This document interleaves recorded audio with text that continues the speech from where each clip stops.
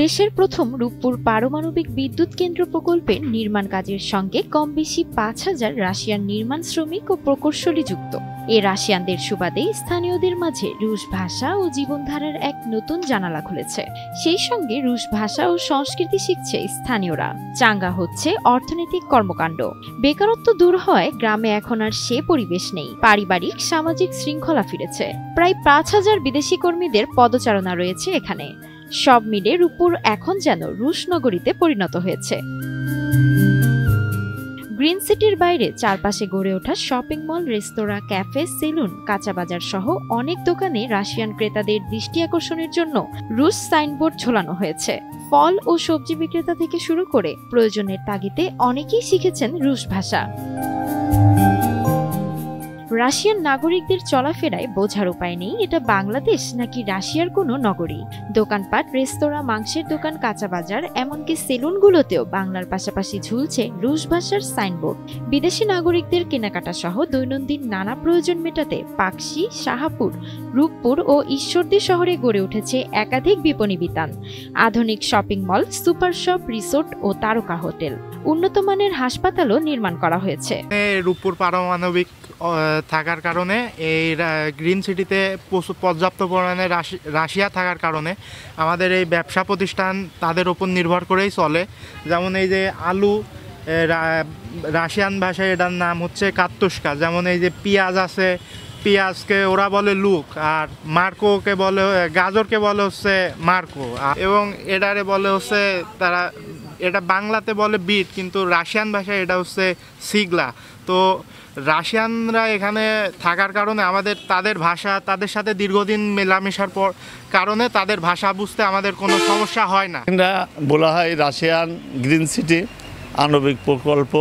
ধরুন 7 বছর থেকে এখান থেকে আমরা রাশিয়া দেখতে পাই। বাইরে থেকে যেই আসুক সেই কিন্তু দেখতে পাই যে এখানে একটা রাশিয়ার প্রভাবশীল জায়গা। এখানে যারা রাশিয়ান আমাদের কাছে এখানে কেনাকাটা করে, 20 টাকা বলে দোয়াশি, আর 30 টাকা বলে থ্রিস্তা, আর 40 টাকা বলে চরাক, 50 টাকা বলে পিজি সাত, আর 60 টাকা বলে সিসাত।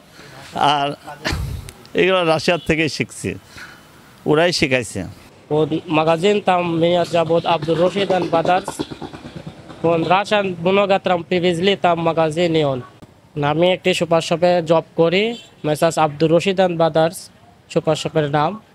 এখানকারই আমি বর্তমান ম্যানেজার। তারা আসলে তাদের সাথে আমি কথা বলি এবং তাদের ভাষাটা কিছু বুঝি।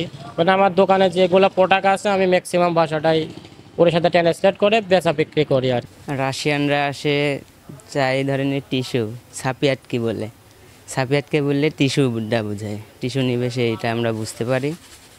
যেমন ফলের ক্ষেত্রে ইয়াবুকা বললে আপেল বোঝায়, তারপরে মান্ডারিন বললে কমলা বোঝায়। রূপপুর পারমাণবিক বিদ্যুৎ কেন্দ্রে দায়িত্বরত এক রাশিয়ার যুবকও শিখে গেছেন বাংলা ভাষা। কোনো সমস্যা নাই, বাংলাদেশের অনেক ভালো দেশ, বাংলাদেশের মানুষ অনেক সুন্দর, সবসময় সাহায্য করে আমাকে। আরও লোকাল পিপল 5 টাকা 10 টাকা সিঙ্গারা সবাই ফ্রি।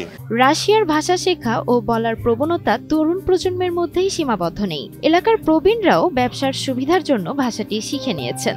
রাশিয়ান ও বাঙালি এখন একে অপরের বন্ধু, সম্বোধন চলে বন্ধু বলেই।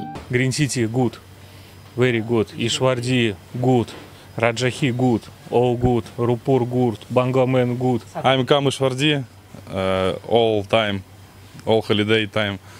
All good. No шамуша. Бангладеш все отлично. Есть лавки, есть замечательные магазины, здесь замечательно живется, хороший грин-сити. То есть и в дальнейшем я также буду к вам приходить, посещать ваше место, так как здесь люди доброжелательные. Меня здесь все устраивает. Спасибо вам за такое место. И вообще, в общем, люди здесь у вас добрые.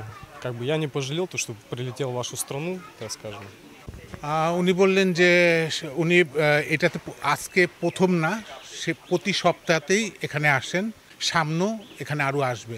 এসব বিদেশি নাগরিকদের বিনোদনের কথা ভেবে ঈশ্বরদীতে তৈরি হয়েছে রিসোর্ট। স্বপ্নদ্বীপ রিসোর্টটা রাশিয়ান না আসলে কিন্তু হইতো না। এই রাশিয়ানদের কারণেই স্বপ্নদ্বীপ রিসোর্ট, এবং এই রাশিয়ান না আসলে হয়তো বা আমাদের ঈশ্বরদী এখন সেকেন্ড রাজধানী বলা চলে। ঈশ্বরদীর মানুষের অনেক মান মর্যাদা অনেক এগিয়ে গেছে। এই প্রকল্পের কারণে যোগাযোগ ব্যবস্থায় এসেছে বড় পরিবর্তন। হাজারো মানুষের কর্মসংস্থানে এলাকায় আর্থসামাজিক অবস্থার ব্যাপক পরিবর্তন চোখে পড়ার মতো।